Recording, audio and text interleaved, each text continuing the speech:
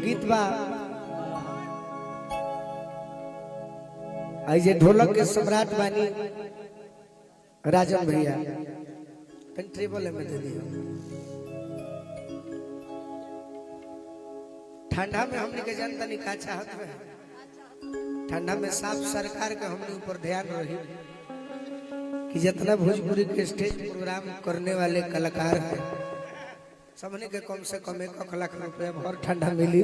हाँ जी 1 लाख रुपया अकाउंट में लेके घरे आराम करती जा। खरवास में 2 लाख खरवास ना बुझाई। मेरे महबूब जिस दिन बाबा से रूठे हो तुम,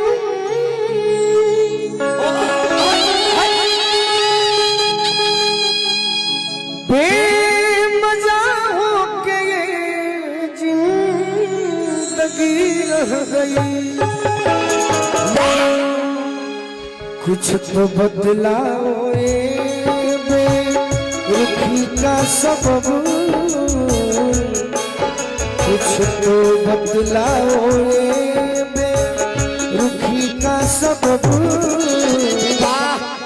क्या मेरे प्यार में कुछ कमी रह गई, क्या मेरे प्यार में कुछ कमी रह गई। मेरे महबूब जिस दिन से रूठे हो तुम, मेरे महबूब जिस दिन से रूठे हो तुम, बेमजा हो के ये जिंदगी रह गई।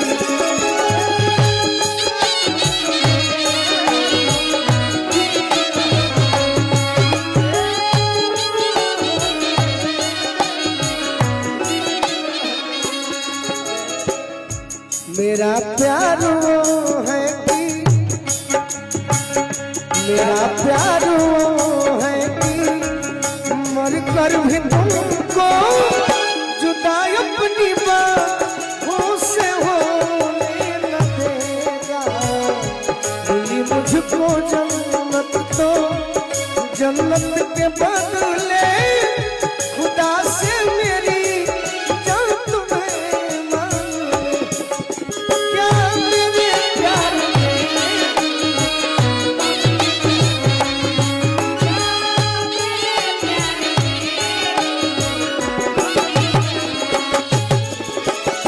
बाबा तने हमारा भेरी आके बैठी।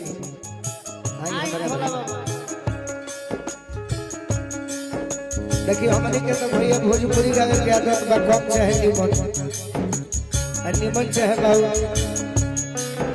बाकी प्रयास सब कोइले बनी जा कि कोनो अखाड़ा होई तो निमनी तो फरिया के भले बार में पिटा जाइए। फैट ना चली तो जाता हूं कट के मोबाइल में रुके होके पत्नी कहतरी मुस्कुरा कर मुझे छोड़ कर चल दिए, उनकी सूरत को मैं देखती रह गई।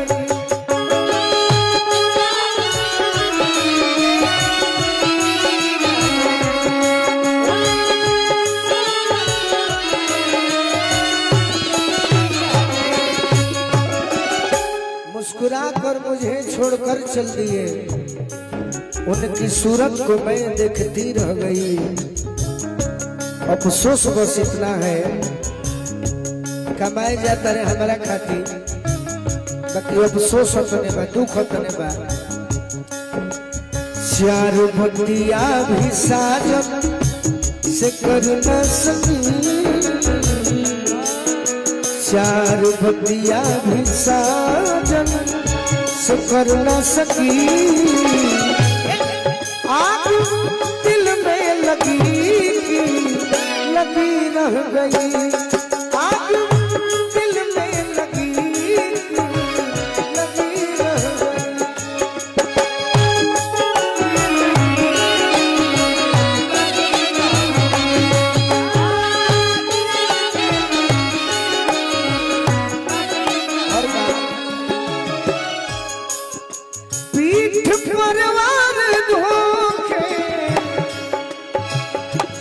जो कर गया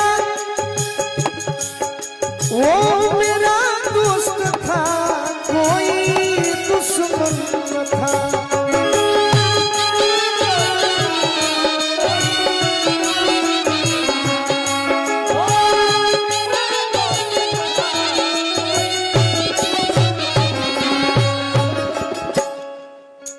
कोई कैसे किसी पर भरोसा करे, कोई कैसे किसी पर भरोसा करे। आज कल नाम की दोस्ती रह गई, आज कल नाम की दोस्ती रह गई, आज कल नाम की दोस्ती रह गई। यार मेरे प्यार में कुछ कमी रह गई। एगो निर्गुण सुना के ओकर बाद अदिति के माइक फिर जी सना देश हो बेजर बा।